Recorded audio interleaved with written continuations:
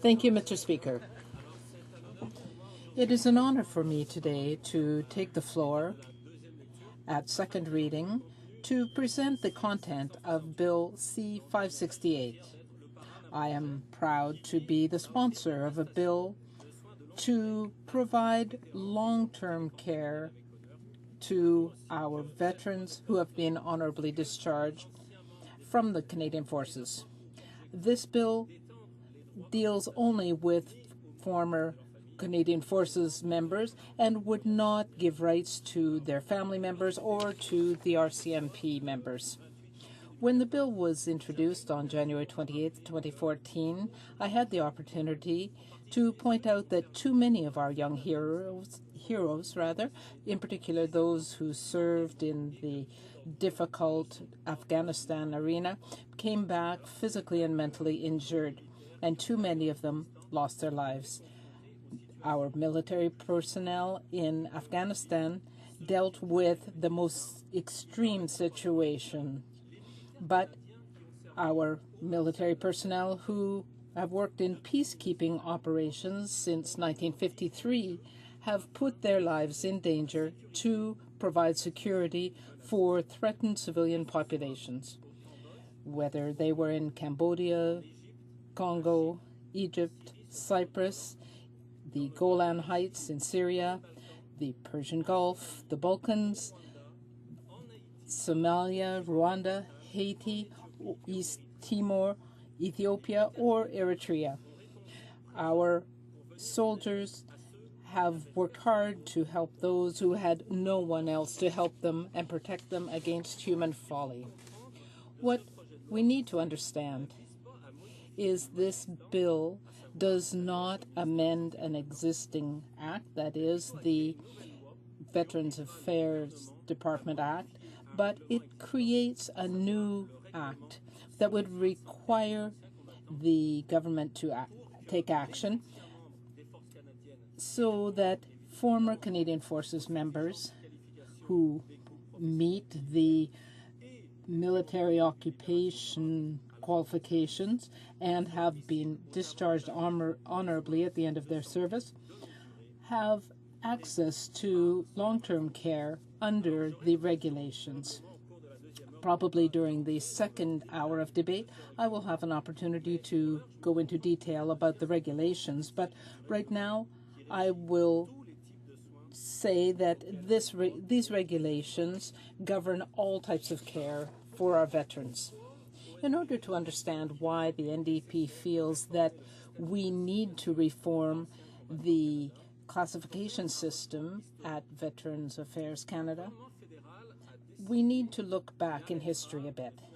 The federal government decided that it would stop funding long-term care after the last veteran from the Second World War and the Korean War had died, except in particular cases.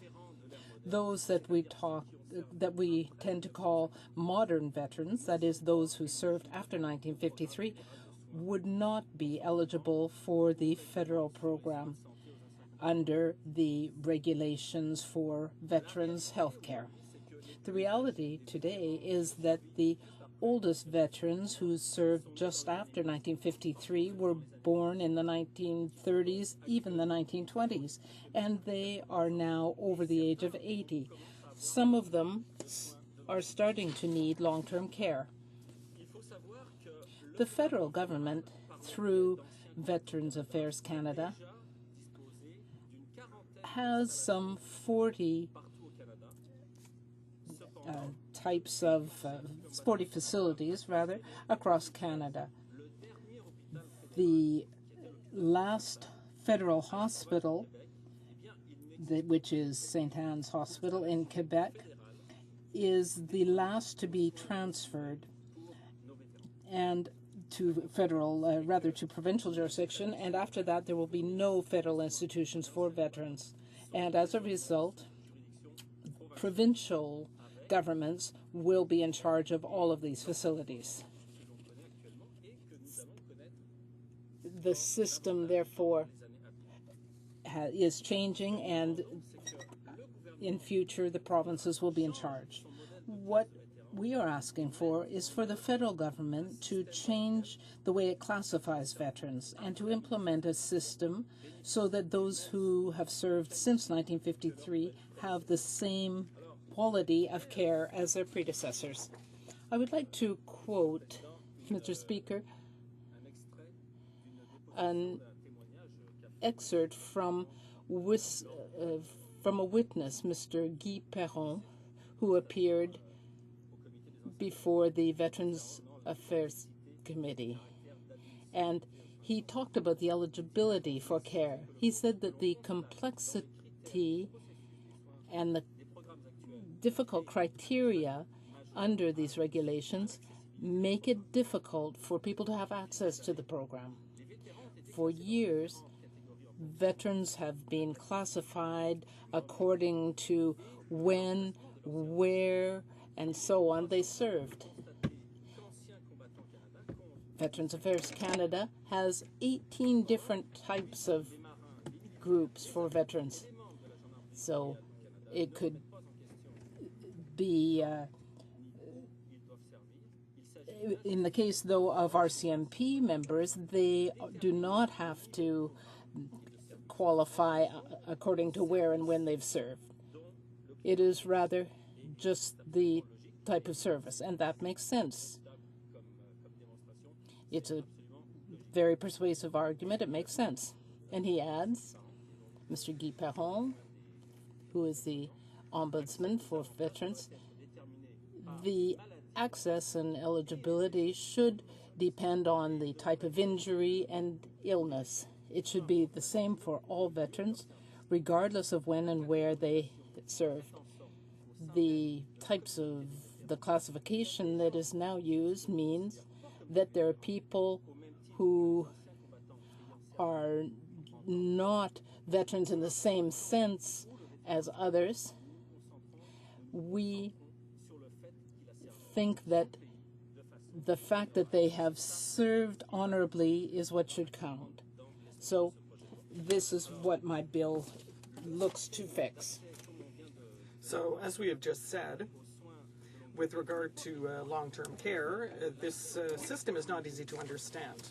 There is access to 3 different levels of long-term care. So there are adult establishments, intermediate care, and long-term care. And there are 2 different types of beds. Beds that are reserved or beds that are in community institutions. Now, all this has become so complicated for veterans who must respond to different criteria of eligibility and accessibility. And so it becomes more and more difficult for veterans to figure all this out. So what we mean by beds in community institutions, these are beds that are not purposely designated or funded for veterans who therefore do not have priority access to these beds. So they can only get into these institutions or establishments based on their health needs, which, as is the case for any other resident of the province in question.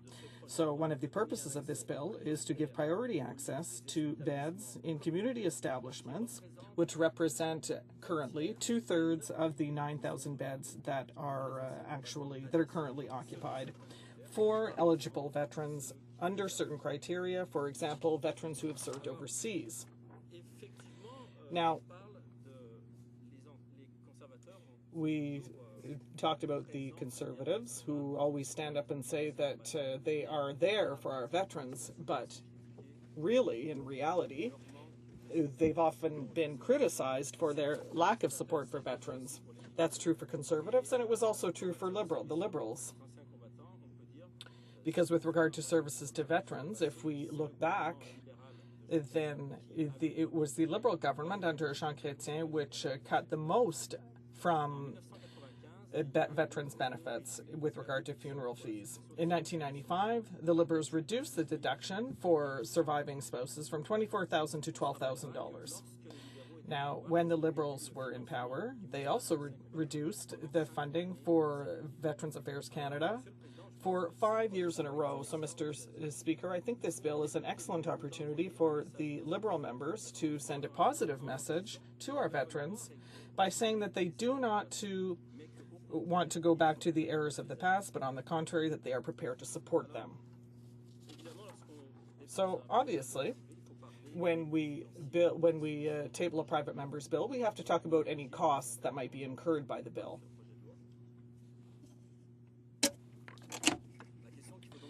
So what we need to figure out is what the costs would be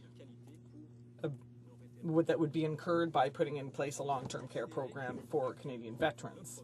Currently, the program supports some 8,500 veterans whose average age is 87, and this costs $284 million a year.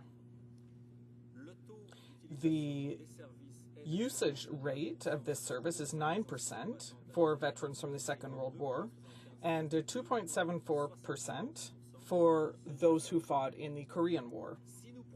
Now, if we take into account different rates of use of these services, for the 594,000 veterans, or rather modern-day veterans, whose average age is 55, the costs would be $175 million per year for a usage rate of 1%, $350 million per year for a usage rate of 2%, and $480 million per year for a use rate of 2.74%, which is the current use rate for veterans from the Korean War.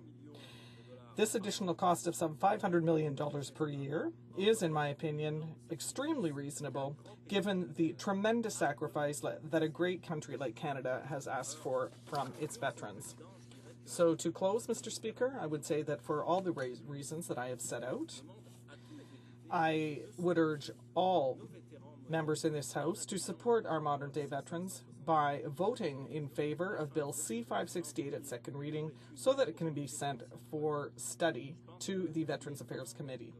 I think it is high time to deal with the question, an issue that is more and more pressing given the aging of the Canadian population, because providing long-term health care of good quality to all of our veterans also means that we are planning for the future, especially for the cohort of 40,000 military members who served in Afghanistan and who in a few years may find themselves in an equally critical situation. So I'm going to wrap up here, and I will be pleased to answer questions from my colleagues.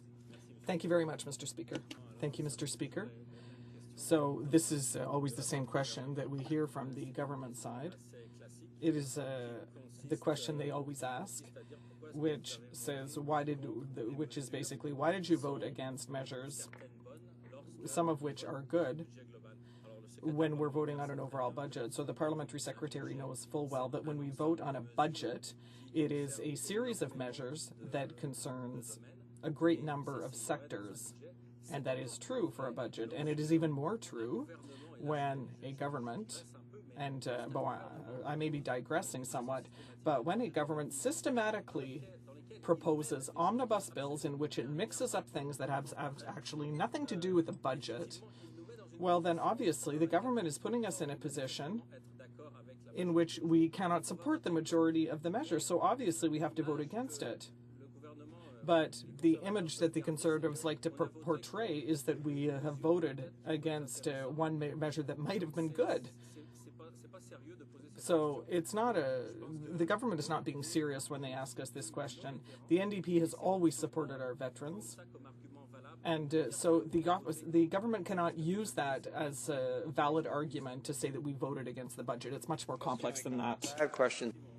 Thank you, Mr. Speaker, and I would like to thank my colleague from the Liberal Party.